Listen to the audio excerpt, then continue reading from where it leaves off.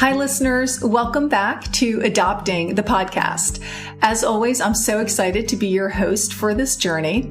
I'm Nicole Witt, Executive Director of the Adoption Consultancy, where we guide pre-adoptive parents step by step through the adoption journey. In Adopting the Podcast, we're going to focus on the issues, questions, and concerns you have as you get started in your adoption journey.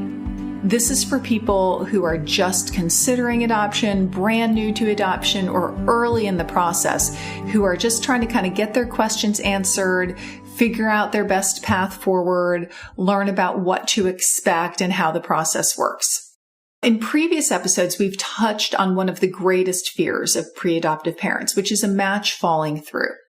Specifically matching with an expectant mom up until the baby is born and then her choosing to parent instead of placing the child for adoption.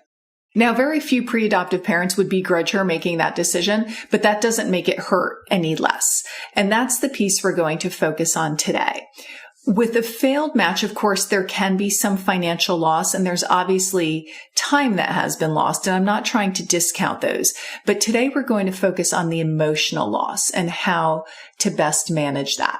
So to do so, I would like to welcome Catherine Roth. She's counselor and infant family specialist with Empowered Life. She is a licensed clinical social worker who has been providing therapeutic and support services to women, children, and families since 2009. Catherine began her career in child welfare by providing counseling and case management services to families with open child abuse and neglect cases. She switched gears to begin working at a nationwide domestic adoption agency specializing in open adoption as an adoption coordinator and birth parent intake counselor. In 2014, she began providing therapeutic services in a private practice to women and adoptive parents and families, and she continues to do so today. Again, currently, Catherine operates Empowered Life, a highly specialized practice providing women with counseling and adoption support services. Thank you so much for being here, Catherine. Hi, Nicole. Thanks so much for having me. Sure. Before we dig in, I want to lay the groundwork with a few key points that I think are important for everyone to understand. The first one is that failed matches don't happen nearly as often as people think that they do. You know, the numbers that you hear kicked around a lot, and there aren't any hard and fast statistics on this, but the numbers you hear kicked around is that it happens in the ballpark of about 30% of the time or so. That feels a little bit high to me. I think that includes all kinds of circumstances. You know, people who are working with disreputable sources, people who are meeting each other, you know, online, which certainly can work out very well sometimes, but does increase the risk of fall throughs. You know, I would say with the reputable agencies and attorneys that I work with, it probably happens closer to the ballpark of 15% of the time. So it certainly does happen, and it is a real risk of adoption. And I recognize that if it happens to you, it's happened 100% of the time, and you don't really care about the statistics. But just kind of heading into this, I want people to understand that it's not something that happens, you know, the majority of the time with adoptions. Also, if the adoption does fall through, it's almost always at the hospital after the baby has been born. It's extremely rare for an expectant mom who has made an adoption plan to change her mind on that during the course of the pregnancy. That does happen sometimes, but it's almost always after the birth. And the last key point I want to lead with is that today we are talking about honest changes of heart, right? We are not talking about people who are out there purposely trying to scam the system. We have covered that in another episode, which you can go back and listen to. But we are talking about a woman who gives birth, who is experiencing all those emotions and has an honest change of heart. And frankly, when that happens, she's often more surprised than anyone, right? So even though there are certainly, things that we can look at and possible red flags and so on, if she doesn't see it coming, it can be extremely difficult for anybody on the outside to kind of see it coming. So I just wanted to lay the groundwork with that.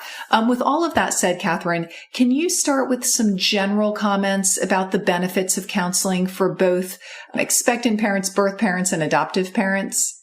Sure. So Benefits to counseling, I think there are just many. First of all, you're working with someone who is, non-judgmental and has a non-biased approach to services with you and is also removed from your situation. So they're really able to kind of guide you and give you that therapeutic support from a place where, again, they're really not involved in the situation, but here to fully support you. And with that being said, as it relates to counseling for adoptive parents, I think there's a great benefit as it relates to grief and loss for birth parents and adoptive parents, but specifically for adoptive parents who are coming into adoption process and have already experienced some loss related to infertility. Mm-hmm. And they might have experienced, loss related to miscarriage, and even really that loss of that hope or dream or desire to have a biological child. And counseling is a place where that can really be unpacked and even just help with the grieving process, as well as to, really simultaneously still address that piece as you're going through the adoption process. Because with any type of loss, when we're grieving, it's ongoing. And so that's something that very much so can be triggered in the adoption process, our past losses that we've had related to creating a family. And then in general, too, that adoption process is very anxiety and stress provoking. And so having that support from a counselor can be really helpful in how to manage and cope with some of the stress and anxiety that comes up in this process. And then even looking to, after, you've had placement of your child and, you have your little one in the home with you, there are other pieces that could really be helpful too in counseling, which would be, working with a counselor on attachment and bonding with your child, and even raising your adopted child and different considerations that might come up in your parenting. One that comes to mind that most often adopted parents, wonder about or need some support in how to approach this topic is how and when to talk to your child about adoption and how to share with them their story. So those are all some benefits that I see for counseling for adoptive parents all across the board. Yeah, those are great points. And circling back to just one of them, and this is a little tangential and is probably worthy of a whole separate episode, is that idea of grieving the loss up front. And like you said, it stays with you. It's not something like, okay, check, I've grieved that and that's past me now.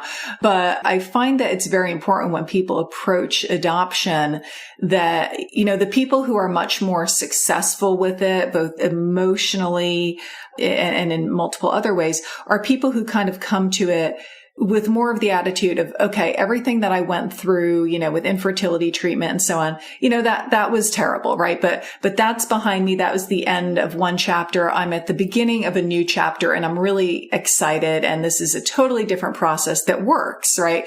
Versus the people who kind of come to it going, okay, well, nothing has worked so far. So adoption is just my next step of what I have to do. And this, probably won't work either. Obviously they have a much more negative and less successful experience with the whole process. So, I do think that is so valuable to get that counseling help to be able to shift that mindset before you even start, the adoption process.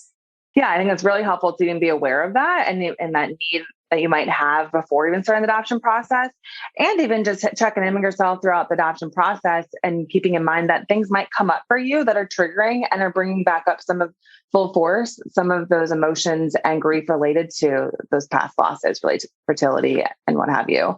And so I think that's something to just for adoptive parents to keep in mind, that it can be helpful at any point. Yeah, absolutely. So shifting towards talking about disrupted matches specifically, what have you seen to be as key factors when this happens? So what I've seen in some of the families that I've worked with and even, expectant and birth parents, is that there usually is a shift or change in that birth parent support system, whether that is a family member or a friend, birth father, another loved one that, is stepping forward or even really speaking with more, commitment to saying that they're here and willing to support birth mom in parenting. And that can be a game changer for some birth parents, because that was a piece of what was leading them to make this adoption plan and feeling that they weren't going to have anybody willing to support them. Or even sometimes their family has said, we will disown you, not speak to you. You can't live with us. If you do make this adoption plan and you place this, your child for adoption and here, baby's born. And she has a choice to make that's pretty emotional and very, difficult in the sense of, if I do make this choice and this family is not going to speak to me anymore, that's a lot to take on. Or on the other end, like I said before, is that a family member, friend, another loved one or birth father is stepping forward and saying, we're willing to commit to helping parent. And that could, like I said, be one that would be a big factor in changing her decision to place at that time. Yeah, for sure. Another one that I tend to see is that, some birth parents, if they haven't gotten the option for counseling because they chose not to, or it wasn't, given to them, but most, reputable agencies do get that option for them. But also if they, one way that they handle their emotions throughout this process is to suppress them. And, again, grieving starts even from day one, this process for adoptive parents, where that initial stage is denial. And denial is powerful, and we can compartmentalize that and kind of put it in that imaginary box in the closet and not really take a look at it.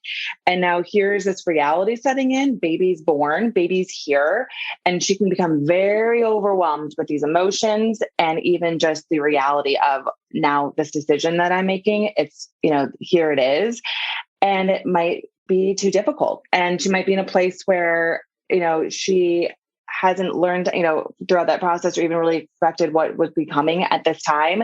And so just the overwhelming nature of it all can lead to a place of, I can't make this choice and decision, even though this is something I had initially planned for.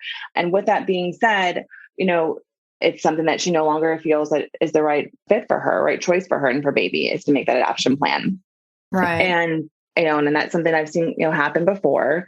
And then also even, something I've seen come up is just that change in feeling like it's a good fit for her with the adoptive family that she's picked, something that, again, having those high emotions that maybe haven't been processed, throughout that process, and just having some, again, part of grief is another stage is anger, as resentment is self-blame, is blame of others. All kind of go hand in hand in that stage. And so at that time, and that's coming up, maybe around when baby's born, is that this resentment or anger towards herself that she isn't in a place to parent, or that she's chosen this family to parent and she's not in a place where she feels like I can go through with this and make this, because again, those emotions are just too much. And so she's no longer feeling like the family is a good fit or is meeting the needs that she has, and therefore no longer wants to place. And so to me, it's really related to the, grief and loss and the emotions that go along with that. And how is that being tended to? And how are we, working and supporting birth parents to have some anticipatory grief and loss, like education, so that it isn't something that becomes so overwhelming and overpowering to a place where we're just wanting to be comforted, remove these unpleasant feelings, and they're not comfortable, they're not enjoyable.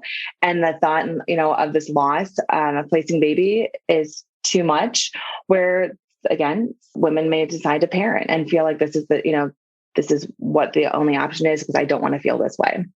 Right. It's a very interesting take on it. I appreciate that. Are disrupted matches a significant part of the issues that you address with families? No, that's not necessarily the main focus. I would say that does come up in some of the clients, that I've worked with, but I wouldn't say that's the main focus, because as you mentioned earlier, it isn't something that is, very common. And in my opinion and experience, many adoptive families who have experienced like a disruption had been given some feedback or even some, warning of things that might be changing or shifting by their adoption professional. And just like you said earlier, it doesn't mean that it doesn't bring hurt and pain. Again, not something that I see as being like the main focus. I'm working with families and counseling. Okay.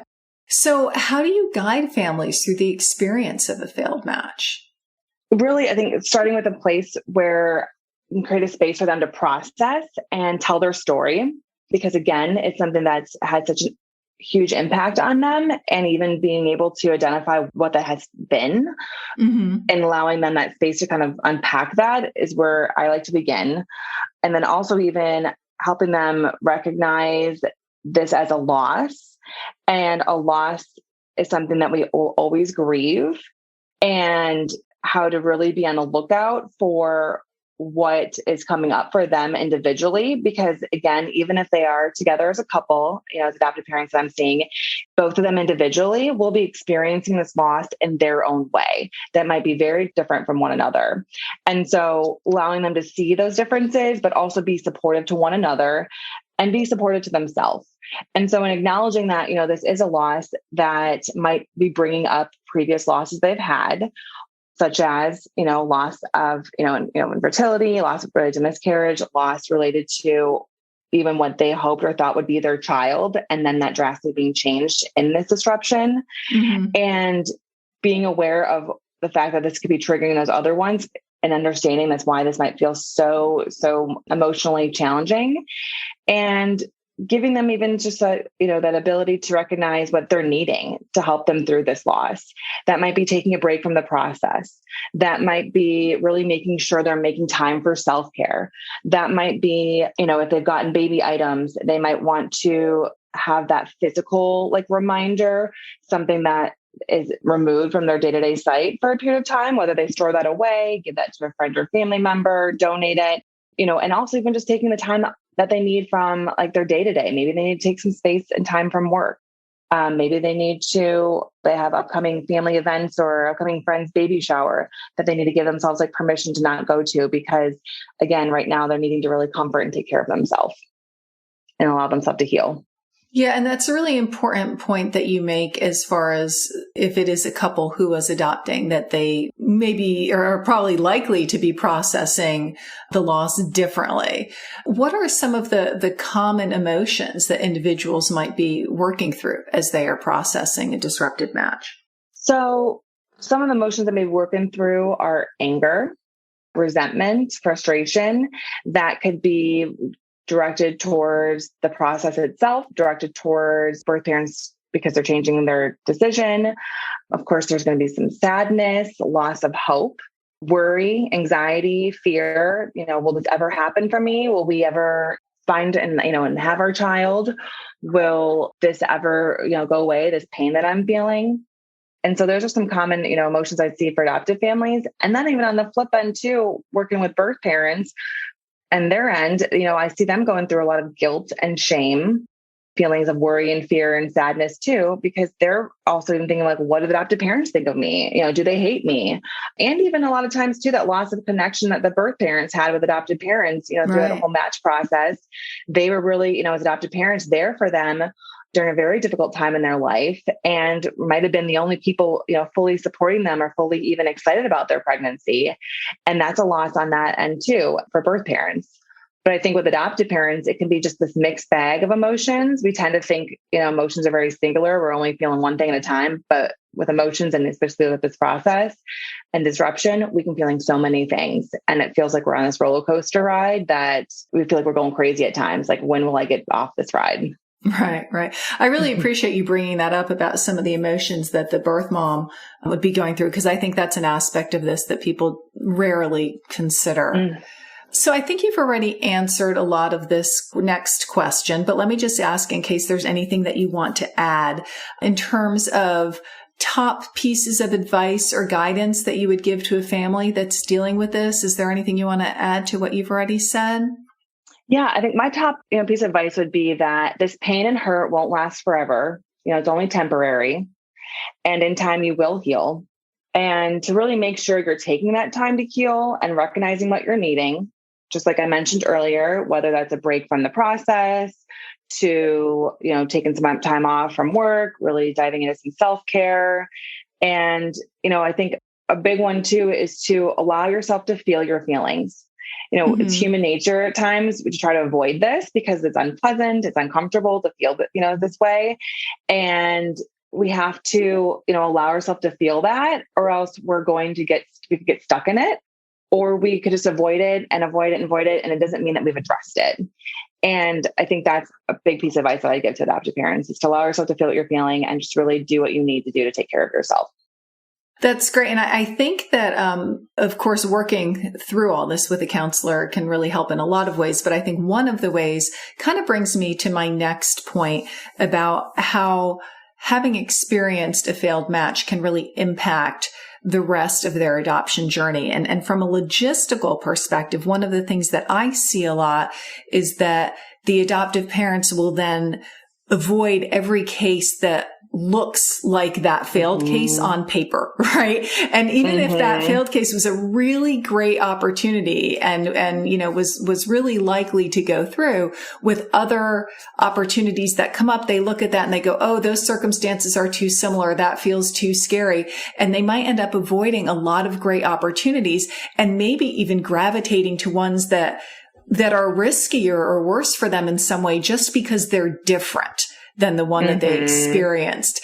How do you see going through a failed match kind of impacting the rest of their adoption journey? Exactly what you said is what I've seen too, is that, that increase of like that worry and fear that adoptive parents have because of what they've gone through with that disruption, and that tendency to want to avoid, like you said, situations with similarities. And then I've even seen on the flip end where it might even be trying to control more aspects, or what you think that you can control. Because really there's many things that we try to control, but really we can't. And that can come up because we're so hypersensitive to an upcoming match or a situation that we are, wanting to put our letter out for presentation. And we're wanting to control it by maybe staying in touch more with the expectant parent during the process and checking in because we're needing that reassurance, or we're needing to talk to our adoption professional more and more because we're wanting reassurance to help kind of taper some of that worry and fear and anxiety we're experiencing.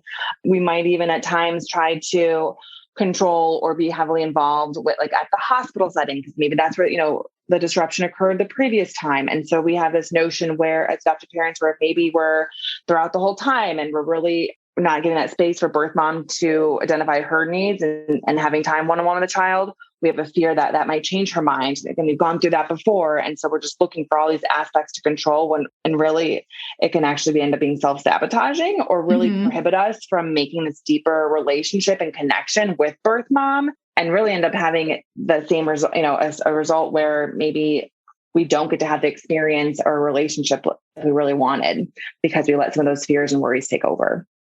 Yeah, I think those are all really important points. You've also mentioned about, families thinking through what they need and do they need to take a break from the process or not? And I'm sure this is quite individual, but what is your recommendation, at least for things to consider, if families are trying to decide, should they take some time to grieve this loss before resuming their adoption journey, or should they jump right back in?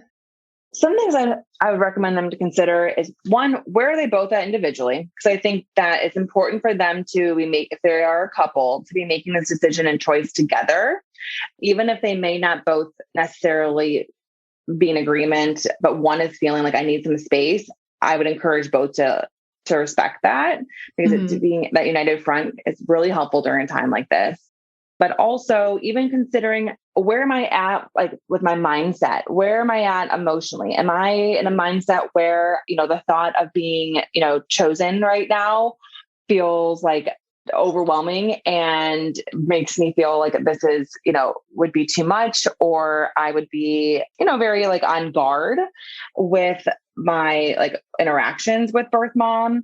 That's something to take a look at, because that would be a sign to me that you might need a space, you might need a break. Or if you're at a place where it's popping up in your day-to-day, these thoughts and worries and sadness, or feeling like this is not going to happen for you, or just the memories of what, this process was up until that disruption. And that to me also shows that you might need some space. You might need to allow yourself a break from that process. Or even if you guys do decide that you want to continue to be presented, what are you doing in the meantime, though, to simultaneously be taking care of yourself?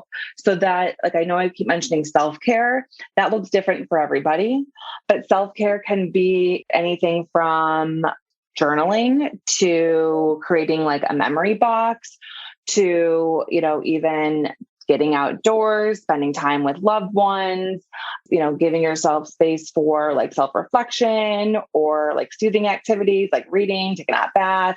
Again, self-care is just very different for everybody, what it feels right for them. But how are you also doing that during this process, especially if you're ready to jump right back in right after a failed or disrupted adoption? Right. And this next point is something that you've alluded to, but I think it's worth kind of discussing a little bit more explicitly. So again, obviously this experience is different for everyone, especially for those who have already grieved the loss of the concept of having a biological child. But I imagine it's even harder for those who have experienced other additional significant losses, such as miscarriage or even the stillbirth of a child. So can you talk about how their experience might be different here, and any advice you might have for someone, who sort of falls into that category? I think that their experience can be different because it is more complex, with having some additional losses that relate to family building and that dream and hope and desire they have to start a family or to add to their family, because they've gone through losses where they've already experienced that at a high level.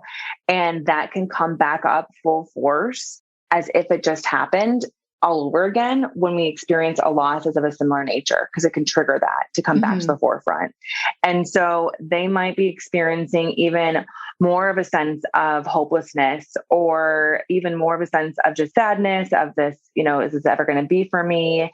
And it can really have a big impact just on their overall, just mindset and psyche.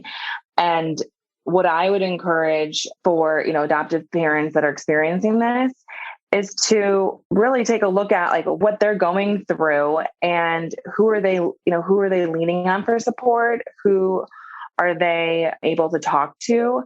And also even reminding themselves that this is, this loss of this disrupted adoption is not the same as what you've gone through. This is a different experience. This is a different situation. Because I think we have a tendency, again, human nature, to bring in past experiences that have similarities or have made us feel the same way, as if this is the same experience in the present as what we've already gone through.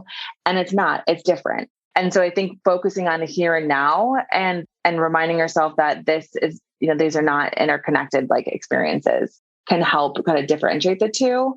But I also encourage families that have gone through those disrupted adoption, who've had that past loss, what gives them comfort, what soothes them, and how are they making sure, again, that they're looking at this independently from past losses and not creating this mantra or narrative that it's, their family that they desire to have is never going to be. Because I think sometimes it can feel like that it's coming up for them. Yeah, it's great. It's great advice. And my last question, and it might wrap right into what you just said, but in case there's something different to add, I just want to give you that opportunity. Any other experiences that a family may have had in their past that might make management of a failed match different or more difficult than that of another type of family, that might cause you to give some different advice for one situation versus another? I think it's taking a look at what's going on currently, because everybody has different experiences that they're going through with work stress, with family life. Experience that I've had with families who have some additional stressors going on around that same time or during that same time of that disrupted adoption. That can add another layer. If we're going through the feelings and the fallout experience of a disrupted adoption while also dealing with work stress, or dealing with, loss of a job or loss of a family member, or, here we are in, still coming through this COVID time, where that can add another layer of stress and anxiety. And so again, what other things are going on in your life that might be adding into some of the emotions that you're having right now, and how to be aware of that. And again, I think that it really calls for adoptive parents to take a look at if I'm having such a hard time, understandably so, with where I'm at emotionally after this disrupted adoption, are there other pieces or things in my life that I also need to take a look at and tend to, and then also recognize that might be feeding into this, because I think those other stressors really do have an impact. Yeah, I think that's really important to be aware of all of the aspects of what's going on in your life and how those are coming into play. Well, Catherine, this has been really, really valuable advice. I really appreciate you and everything you do and how you help everyone involved in this process. So let me say officially, thanks again to Catherine Roth, who is a counselor and infant family specialist with Empowered Life. You can contact her at and empoweredlife.org, or by phone at 813-658-8688. 813-658-8071. Again, that's 813-658-8071. She also hosts a monthly drop-in support group for adoptive parents. It's free. It's online. It's usually the third Thursday of each month at 6 p.m. Eastern time for an hour. So I really encourage you all to check that out. So again, listeners, most of all, I'd like to thank you for tuning in. I hope you've learned something today that will help you get through a difficult part of your adoption journey if you do find yourself in this situation. Please be good to yourselves. Take care, and I'll catch you next time.